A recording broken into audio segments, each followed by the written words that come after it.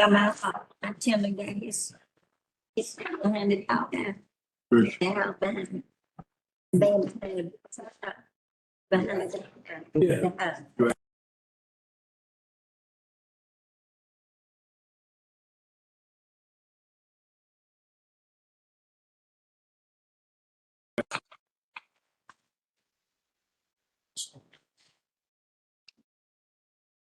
Good evening, ladies and gentlemen. Thank you all for coming to our regular meeting for the month of June. This is our second meeting of the month. You close that door for me? Tom, would you close that door for me?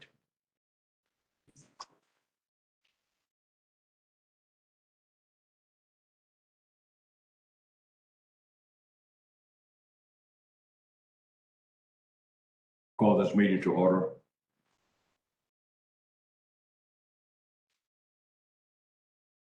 Roll call, please. Alderman Chapman. Present. Alderman Cummings. Here. Alderman Wilson. Present. Alderman Rhodes. Present.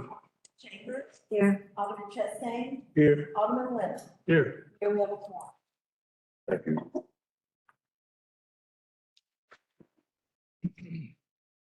Well, the motion tonight, we wanted to include our community in this devotional because of what happened to our city on Monday.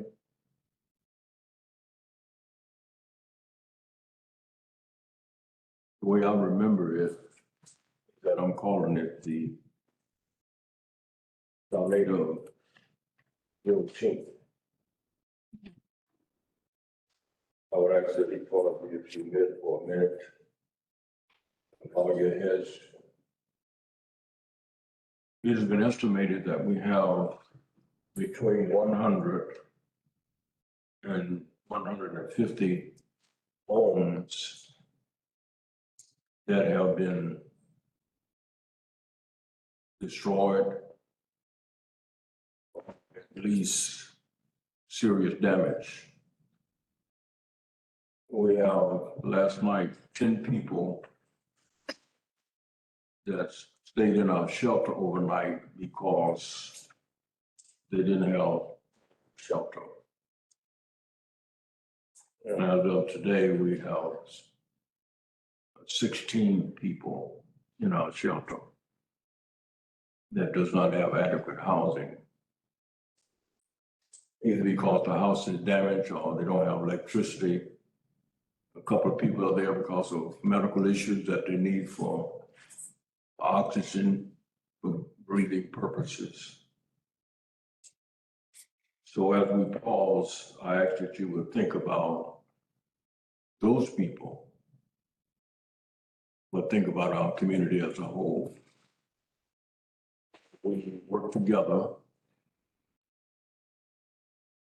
to rebuild our people, but also rebuild our community and support the people that really need our support at this time.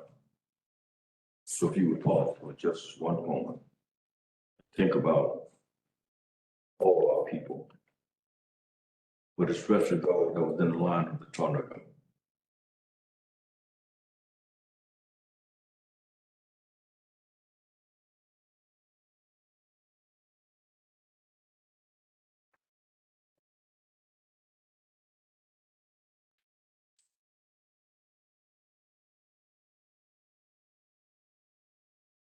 Thank you. Please all stand for the pledge.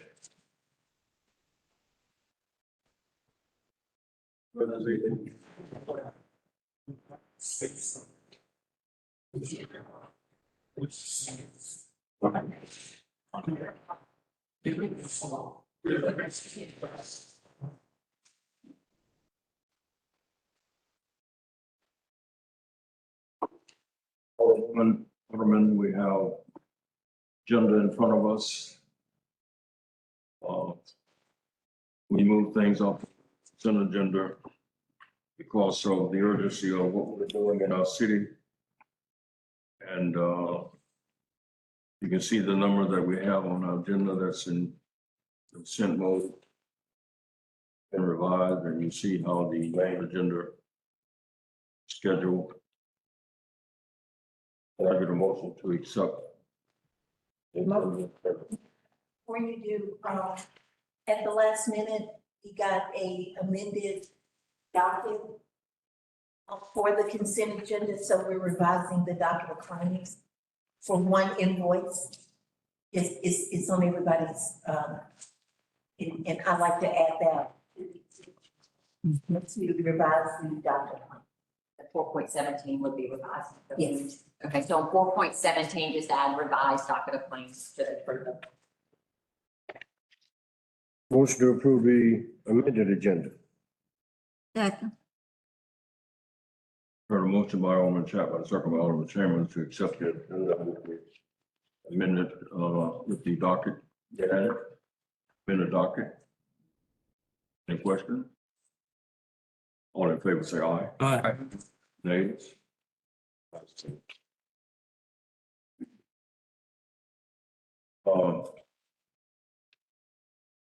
We have one proclamation I would like to come down and present. You give me just 1 minute to come down.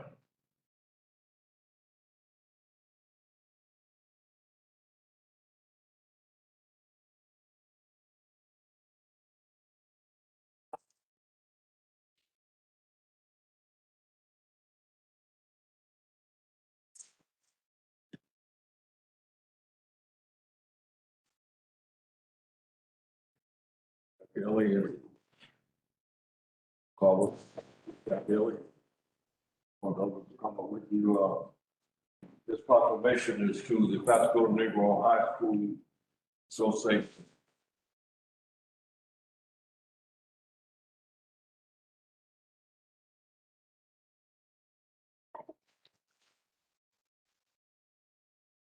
Also reading this proclamation to myself. I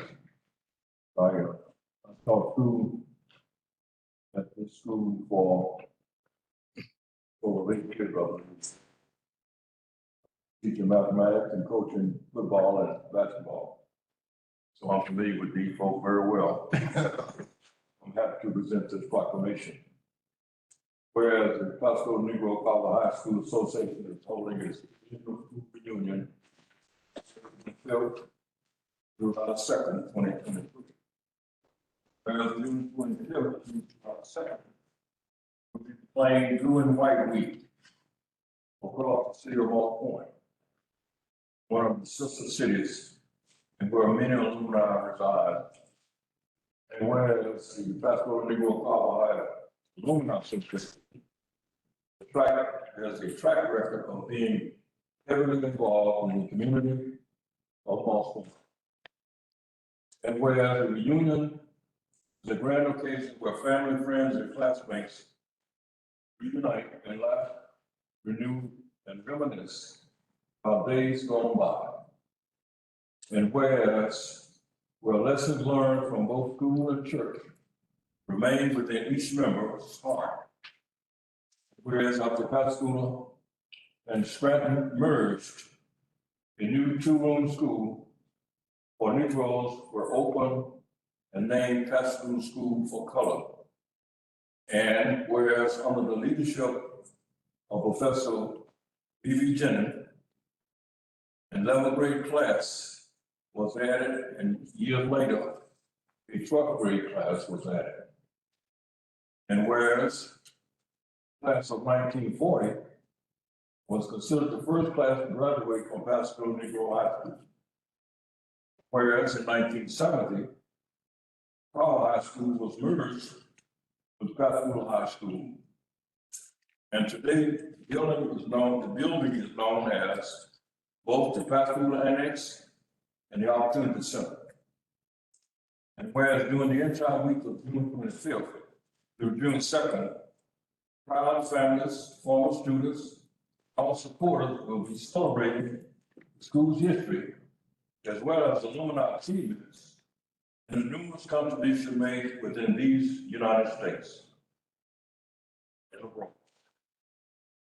And now, therefore, I, Billy Knight, Mayor of Moss Point, and Alderwoman and Alderman, do hereby proclaim June 25th, July 2nd, Blue and White Week in Moss Point.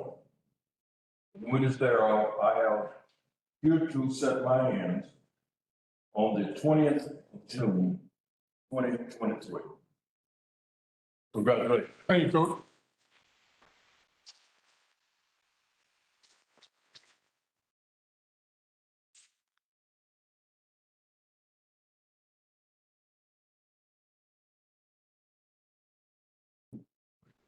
So I want to thank Mayor Knight and citizens and the Alderwoman for giving us a, we thought when we sought out the ads for the proclamation, so many of our students and live here in Moss Point.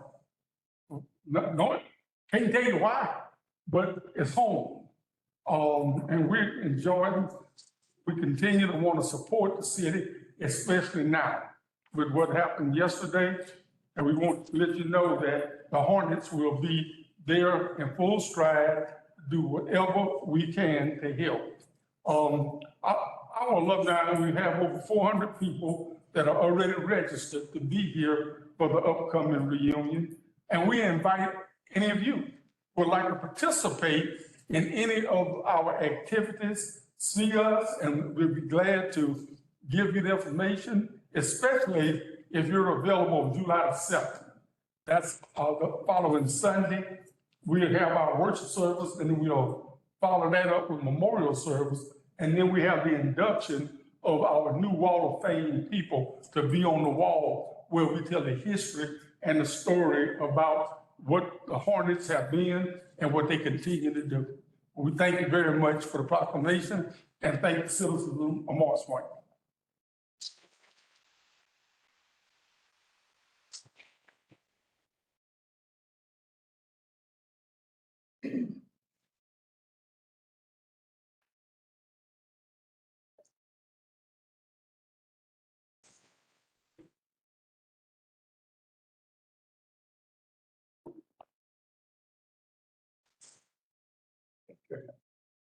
All right, thank you so much for your patience on that. We have public comments, item number 3. Good afternoon, everybody. I came to get some clarification that it was going around about the money that was appropriated for Kimberly Drive was being taken away. And I would want to also find out when they, have they did a final bid yet? I spoke to Mr. Roy before the meeting, and he clarified that that's not true. He don't know where that came from, but they could not take the money thing away. And I want to thank him for taking the time. And he said he'll let me know. And I want to thank the board and they want to know. So he said he hadn't yet, but he will let us know. And the money cannot be taken away. And I want to thank y'all. You, tell me we're friends now.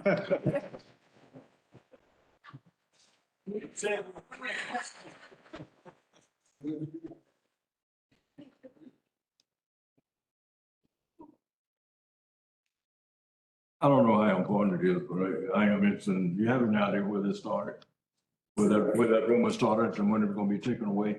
Yeah. You're able to tell us? All about the thing is in the group thing on Kimberly Drive. And me and Michelle, would call each other to find out where it's coming from. And Mr. Roy even said he heard the same thing. That is not true. He don't know where it came from, where it started. They cannot take it or the money away from us. And the work is gonna be done. I want to talk. Miss Betty wears my ear out on a weekly basis. I tell her to be present. And Miss Jackson, I'm glad you're here too. But I get calls on a weekly basis from, and we want them to be an active part of this participation of being here to at least have a say on public speak. So one, I appreciate Miss Betty coming.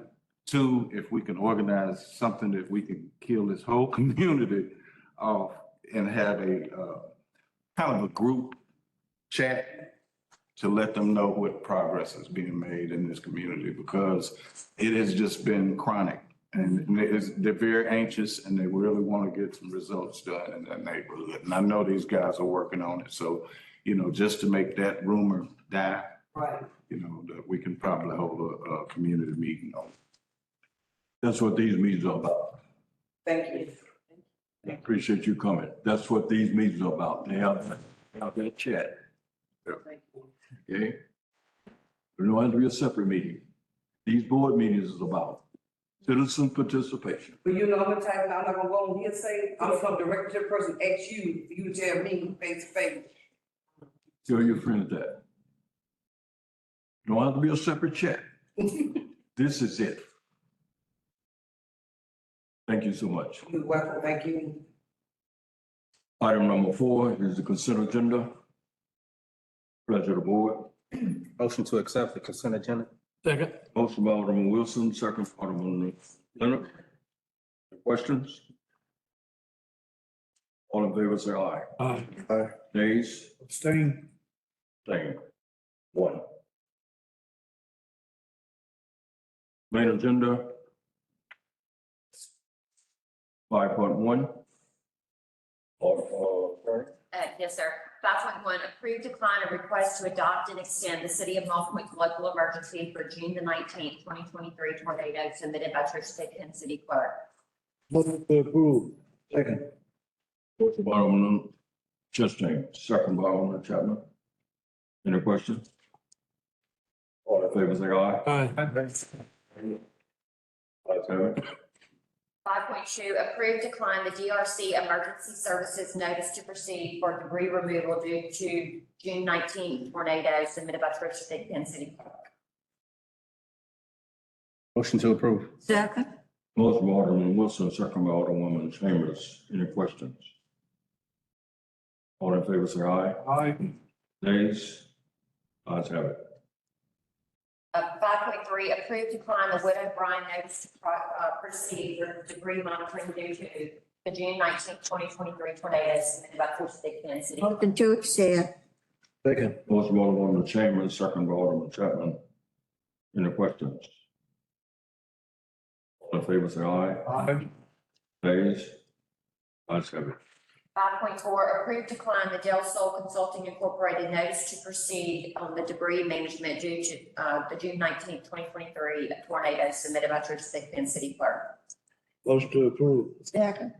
Motion by Alderman Chastain, second by Alderman Chambers. Any questions? Any discussion?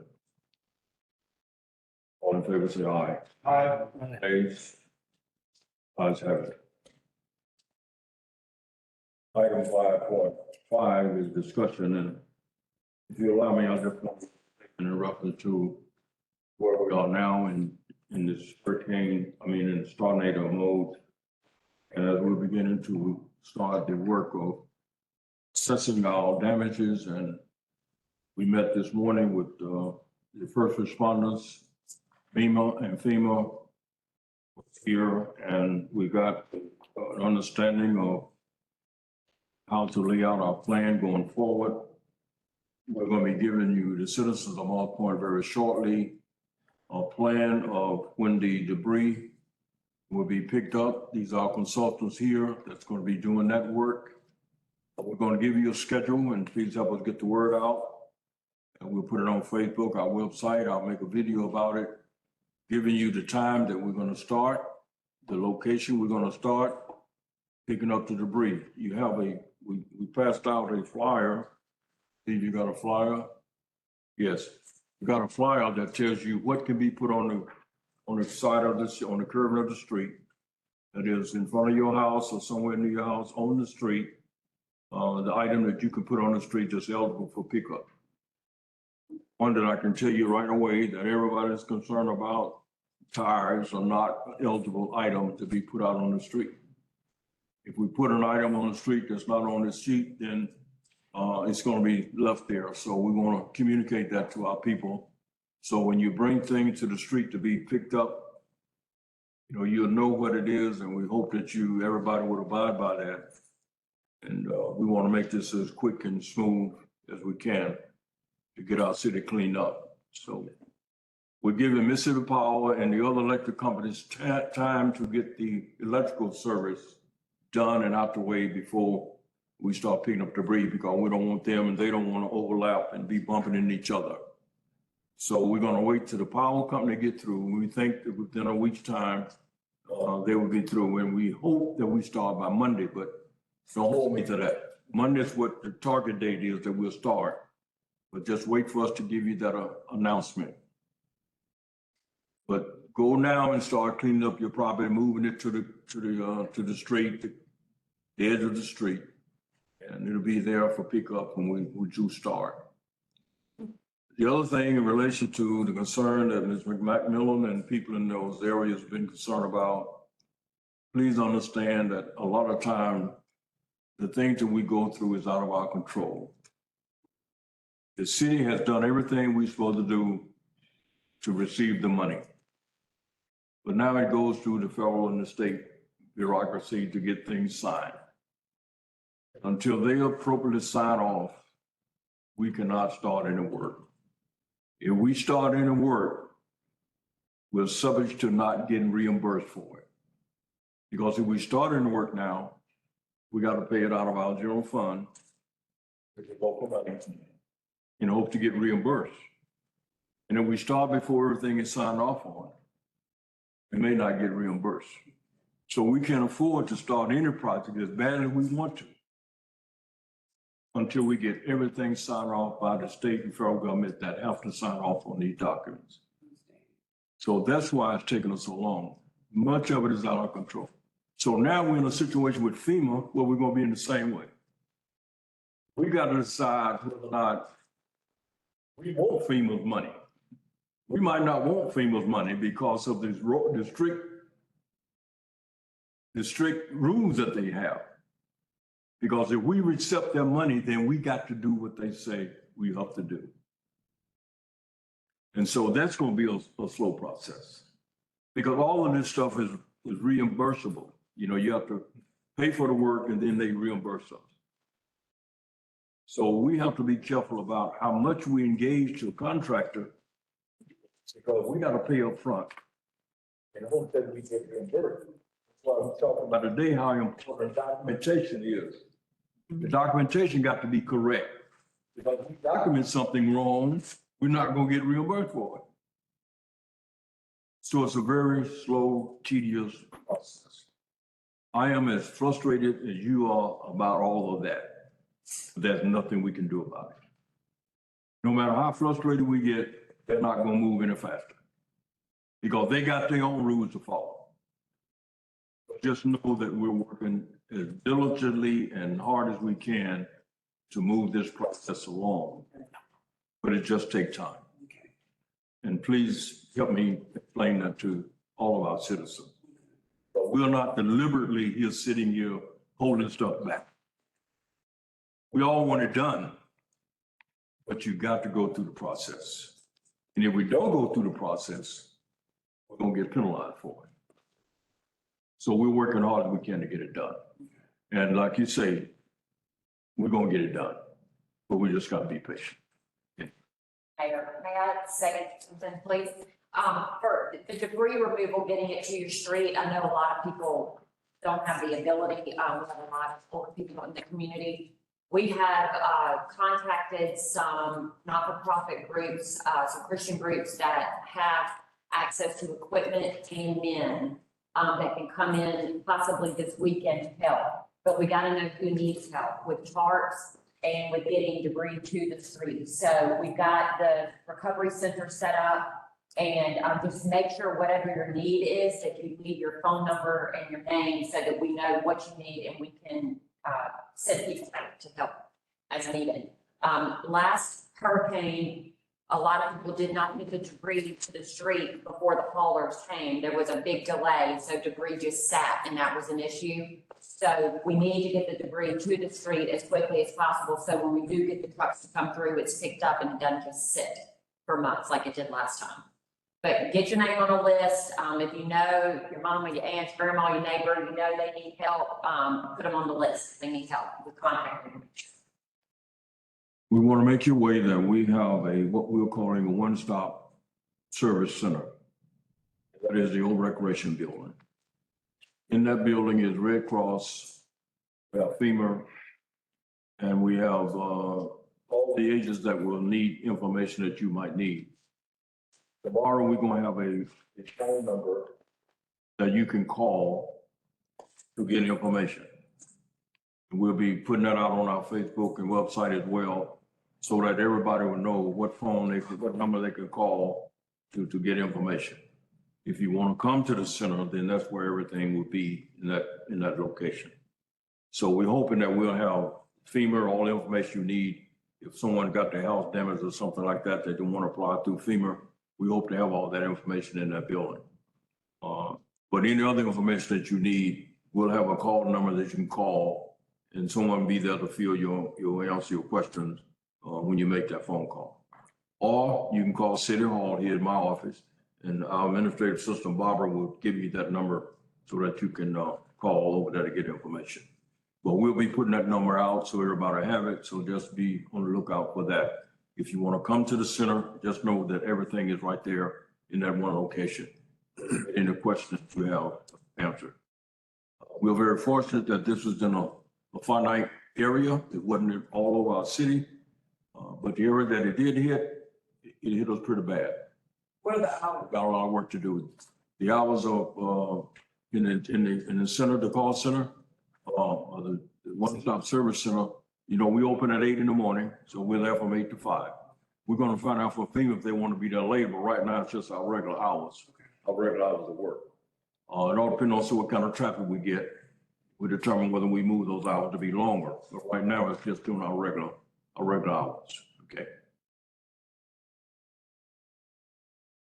Alderman, any other comments you want to make? Anybody? I would just like for everyone to know that to keep, First Baptist Church in your prayers. Our church was destroyed during the tornado, and, just keep us in your prayers, and we gonna need plenty of support. Thank you.